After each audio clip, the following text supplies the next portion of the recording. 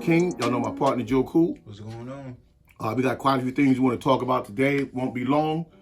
But first, like, comment, subscribe. Before we start, Joey, remember when we talking about really was like at first my quest for Knicks have a 50-win season. When we first started talking about this, the Knicks had to go 15-4. Right. To get to 50 wins, and then I remember some people saying that it's not going to happen. It was impossible. Well, now we have to go 8-2. So even if we get to 48, imagine what a 48-win season looked like for us, right, going into the playoffs. So, good now. After that, it definitely could be done because beating Denver, that wasn't no slouch. Now, it was Jalen Brunson's return. He had that great first quarter, which got us going. But usually Julius does that. Usually have that first, big 10 to 20 point quarter. But contributions, they came from everywhere. Yeah. And what I liked about it is that each player, at one moment of the game, each player had their time to be the man. Yeah. So that was good. IQ, he's helping his case for a sixth man of the year. Even though it's a long shot, but he's definitely, before I thought they were just saying it because we was in New York, but now he definitely building a case that he has to get some votes.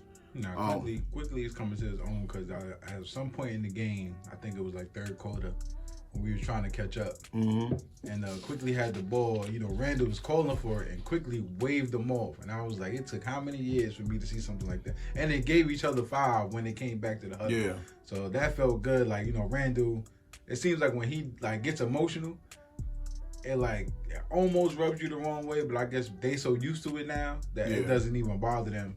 Like how it looks like you asking for the ball and you wave him off, and he's looking at you like mad.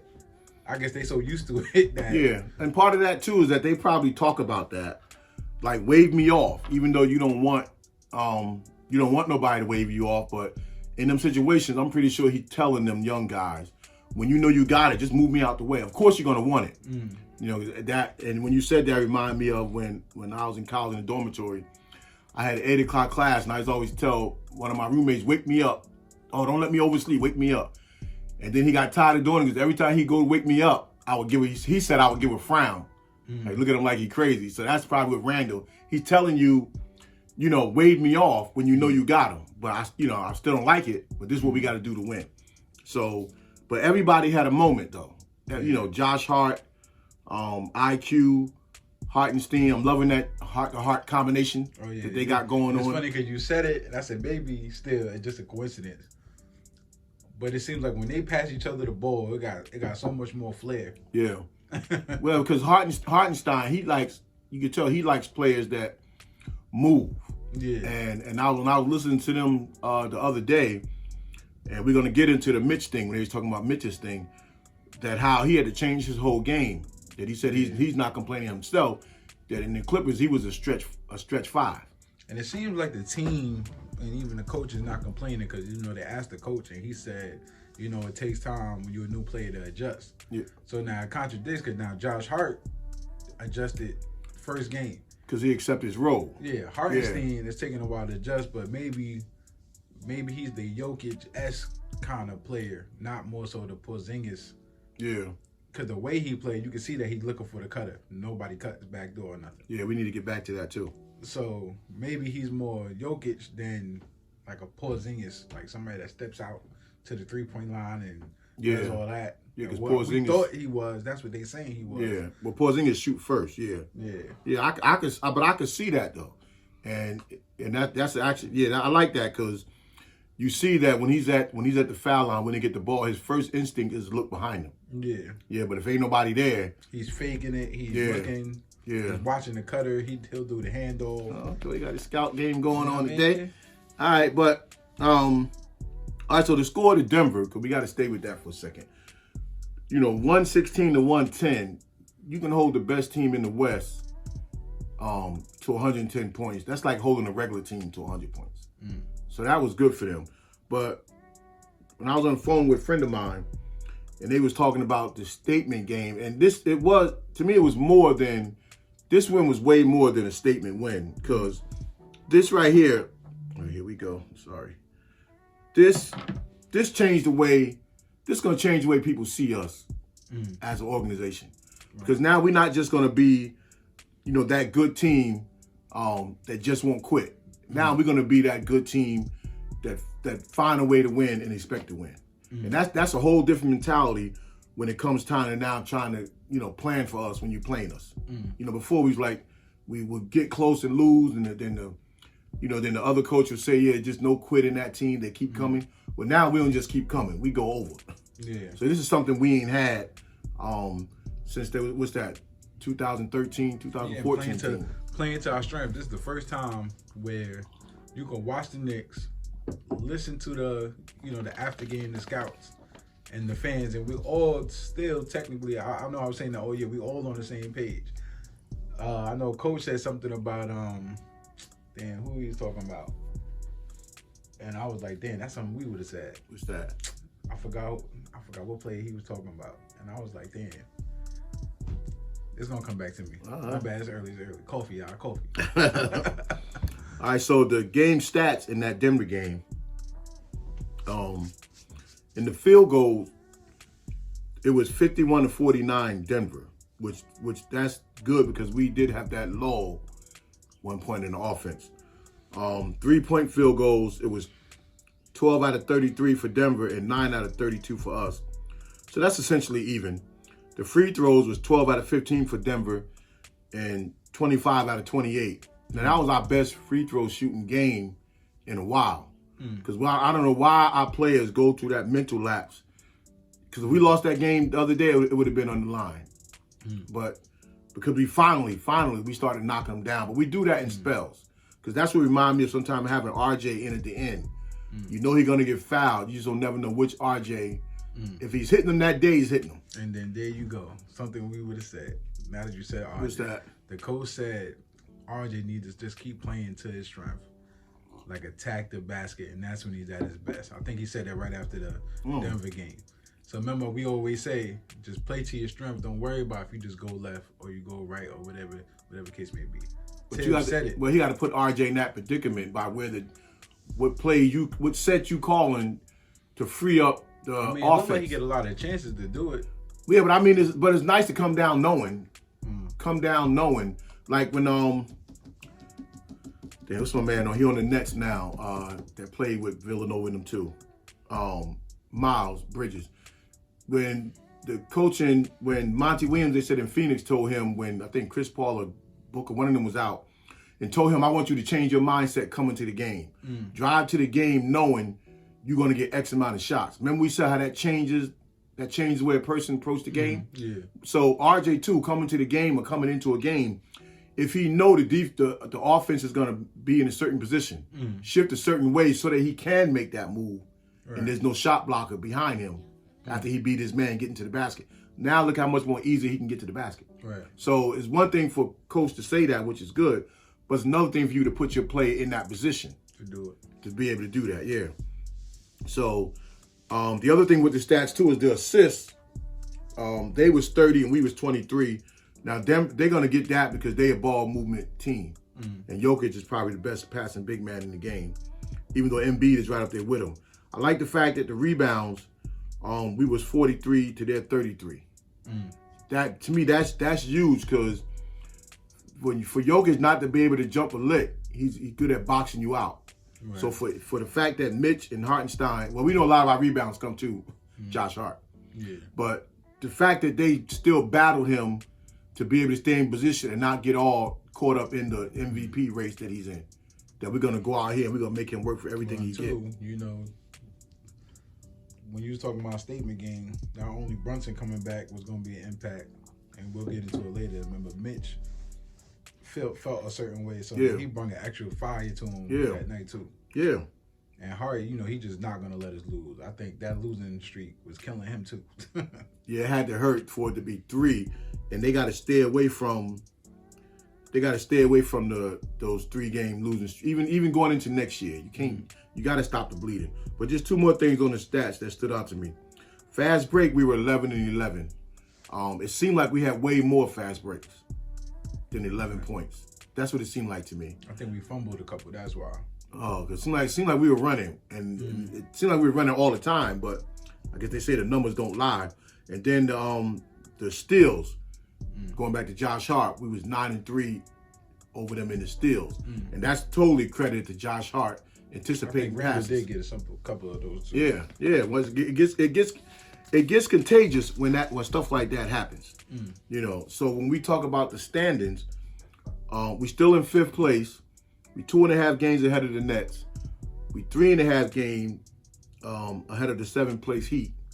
So we got to play the Heat twice within the neek week and a half. But the Heat and Nets got to play each other in Cleveland a few times.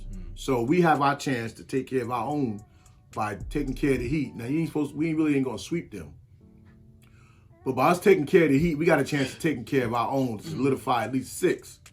Because all these teams now got to bunch up and play each other. Ain't we 2 games up on the Heat though?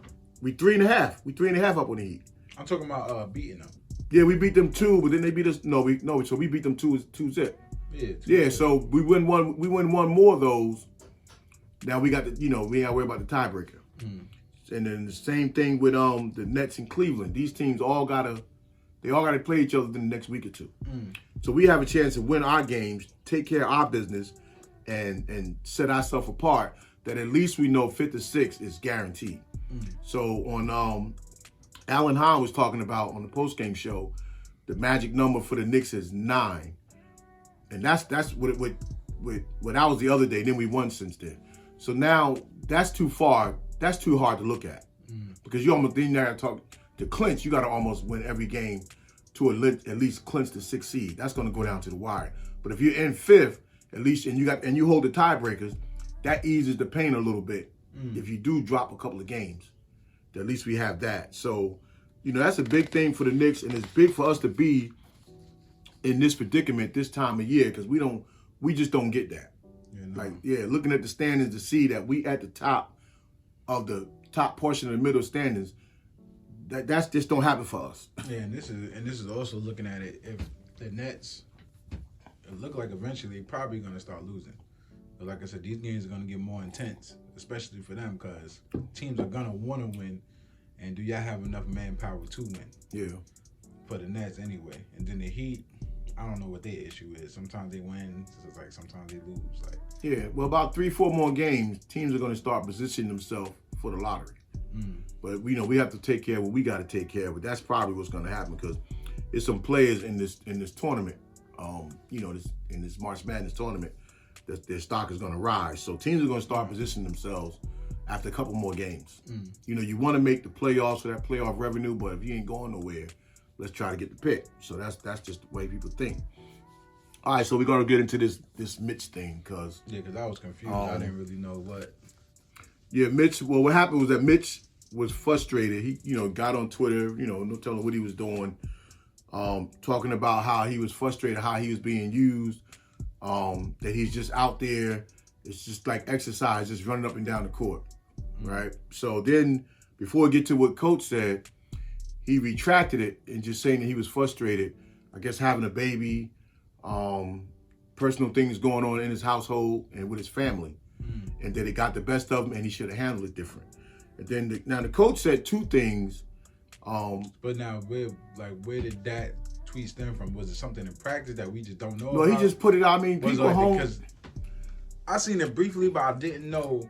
Because they said he was playing bad, but how bad was it when he just came back off injury? But he was. I know, but when he came off injury, he wasn't playing bad. It was talking about. I'm saying it wasn't bad. Yeah, there was them 2 games. He probably had to get his win. Because when he first came back from injury, he'd been back a while now. It was noticeable that we missed him. Right? People wasn't just driving the lane the way they was doing. And then he had in his mind, he had those 2 bad games. But when Tibbs was saying that, players get that way, he was right about saying team first because right now, the race that we in, you want all hands on deck. But at the other side, when he was saying about you snap out of it, no, I don't think Mitch had to apologize.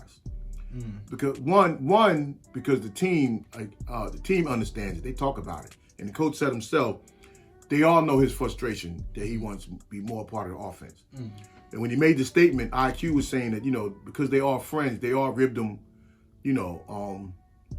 on the plane or on the bus or something, the team, they was getting on him, joking around because they all know how he feel about it. And then I just think that when everybody say Mitch is playing his best ball of the season, that don't mean he playing his best ball to him. He knows he has more to offer to this game. So for even Tibbs to say that everybody gets frustrated and then you just get over it, but you have responsibility to your team that you got to put Mitch in a position where you see him in practice when they just playing around. So those things that Mitch want to do, he could do them. It's just that if it ain't fixed, if it ain't broke, don't fix it. That's what they say. But he has those other skills. And it probably ain't posting up. We know it ain't that. His other skill would be when he's somewhere around the elbow distance and he can take the ball to the basket. He could probably just take his man to the basket. Yeah, and I'm not sure if it's said, like, when he's out, say how when Brunson's out, the comments are, this really hurts us. Now, I know Wiley and them said it a couple of times. When Mitch is out, it really hurts us. And you can see Mitch. Y'all know I'm a fan of Mitch, but I can see that he does his homework and he wants to be that big man where it's like, feed the big man. Yeah. Like, you're not going to have Joel Embiid on your team and you're not going to throw him the ball where he wants the ball. And I think Mitch wants that role. So when you stay with the Knicks and you want to be dedicated to the Knicks, eventually you have to start saying, all right, maybe we should start getting him the ball down there to see what he can do. He's learning more. But that ain't what he wants. But that's what I think, that a few times that we try to throw it to him in the post because we don't practice him down in the post. I think Mitch wants that ball foul line somewhere along the perimeter extended. Because I really now believe, you see every now and then he get one of those moves where he take the guy to the basket and dunk it. A couple games back. Yeah. So that's where he probably feel his advantage is. That he's quicker than the other center. So if I had to turn and face him 10, 12 feet out, I can beat him to the basket. So we thinking about posting him up, and that might not be where he is most comfortable, even though we should have been worked on a couple of moves for him down low. So that's the frustration part to him. And then you probably look at the other guys around the league when you're playing against them, and you see them out there jacking up shots, 10 feet out, and you probably saying to yourself, down, how come I don't get to do that? I mean, well, like I said, our system don't require players to even have a time to even think to themselves. So when they come down court and they throw it to Mitch, because they always throw it to the big man, the center first, when he goes to get the ball, he's already turning to do a handoff or swing it to the other person. It's not like he's getting it in a triple threat and you got 3 options, right? And then you pick an option and then you go make the play. And then that player has 3 options. We don't move that slow. Like even Denver, with Jokic, you have to move that slow. Or Embiid, you have to move that slow with the big man as the dominant player on the court. Because you got to give him his options or his space to even time. Yeah, but that's part of Denver's. But I can see it for Denver because that's a part of their offense. The play has to, even though Jokic get the ball, he makes a turn, the play still develop. That's why he's able to make the passes. Yeah. But what I've been saying the past few years in Mitch's case, after the first handoff, because he get probably 20 touches or more, probably way more than 20 a game for the handoff at the foul line. Usually the first one sometimes is never there. Then he swings it back around handed when they come back the other way. Yeah. When that first one is not there, that's his triple threat. Yeah. When he turns, same way Amari used to do, now it's just you and your man. There's nobody at the basket. So 2 dribbles in your airball, 1 dribble in your airball. And the rare occurrence, we'll see him drive to the basket. Yeah. I think they need to make that his. Because he can do it. He proved he can do it. Not to get too carried away, because normally the star would do it, and that's where they'll get their 30 points. But if he can do it, just let him do it. Like, and if he got a pass out of it. I feel like if Quickly can shoot a little bit further back, we're going to need. Like, I think they should start now thinking outside the box with a lot of our players and let them do more. Because if the star does not come, like Knicks got to be like, we got to think about this. Like, we can play good, we can get into the second round of the playoffs, and the star still decides they don't want to come to the Knicks, right? But then that means you not have to make stars, you not have to make diamonds. You might have to put the pressure on the Knicks to say, can you shoot from Dame Dollar range? All right, Quickly, go ahead, shoot it. Quentin Grimes, are you Klay Thompson-esque? All right, show it. And then Mitch, are you that dominant big man you say you are? All right, prove it. Well, he has to coach. It's in coach's hands. You see the players are edgy. Look how many times IQ will take a deep 3. Look how many times he thinks about it. Like he'll do the fadeaway threes. I'm talking about in that Dame Lillard's range, and they'll say it. He thought about shooting it. Yeah. You know, they practicing it and they want to do it. But we just have to. That has to be something that some players got to be told. Because you know, who wants to deal? Tibbs one of them old school coaches that when he's yelling at you, giving you that look. Today's players, a lot of them can't handle that, so they don't put themselves in that predicament. But it turns back going to Mitch. The Knicks need to start implementing that with him right now. That letting him know whenever you feel comfortable, make the move. Now you might only feel comfortable 2 or 3 times a game, so make that move 2 or 3 times a game as our center, because this is what's gonna happen. Before we close, teams in the playoffs, they're gonna come after us 2 different ways first. Because let's set the scene first. We a guard-oriented scoring team. Okay, Mitch Randall get the bulk of our points, but the majority of our points come from the backcourt, and I count RJ as that because our 3-man plays as a guard, whereas some teams their 3-man plays as a front court player. We don't do it that way. Like a Toronto, their 3-man plays up big. Our 3, since Tibbs has been there, play small. So it's like having 3 guards on the court. So what teams are going to do first in the playoffs, they remember 2 years ago, right? They're going to go back and they're going to scout that Atlanta game. So they're going to try to frustrate Randall. Then after that, if they can't frustrate Randall, they're going to try to take away some of our perimeter play. They're going to try to take somebody away, be it zoning it up or overloading one side to really make Brunson try to beat you. So where our asset can really only come from is that center position. Right. Because that's the one thing nobody's going to game plan for. And I'm going to keep it 100. Mitch is probably open 4 times out of the 5. Yeah. 4 times. Yeah. Every time he go to cut. Yeah, we're not even doing that like we did his first few years. He's wide open just for a regular dunk. Yep. Right? He's going to get his putback dunks. Like, he's going to impose his will to get it. And then I felt him when he says, listen, I get hurt because I put it all on the line. So we praise Brunson for it. We got to praise Mitch for it. Yep. It's scarier when the big man does it because it seems like big men are just out longer than guards. It's like they can't bang with you when they hurt.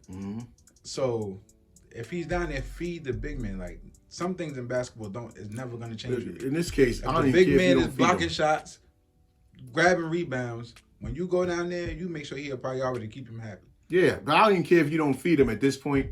The rest of the way, just give him the green light that when he feels he's comfortable enough, break the play and take your man if you feel it. And it's not going to be something he's going to want to do every time.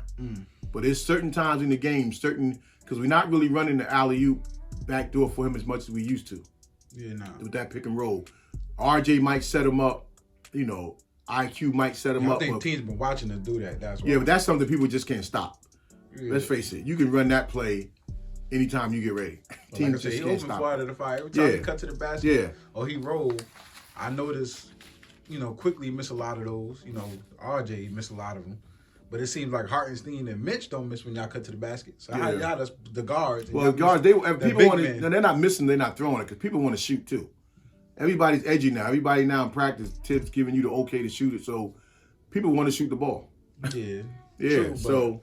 Basketball, we learned from Magic Johnson, is way more beautiful when you passing that rock. Yeah, I mean, we doing better. We doing better. We just like to see our centers get more involved offensively.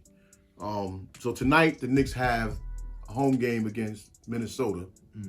So in that quest for 50 wins, it's going to be a tough way to get to 50, but it's doable. But if we get to 48, you're like, wow, right? For the New York Knicks.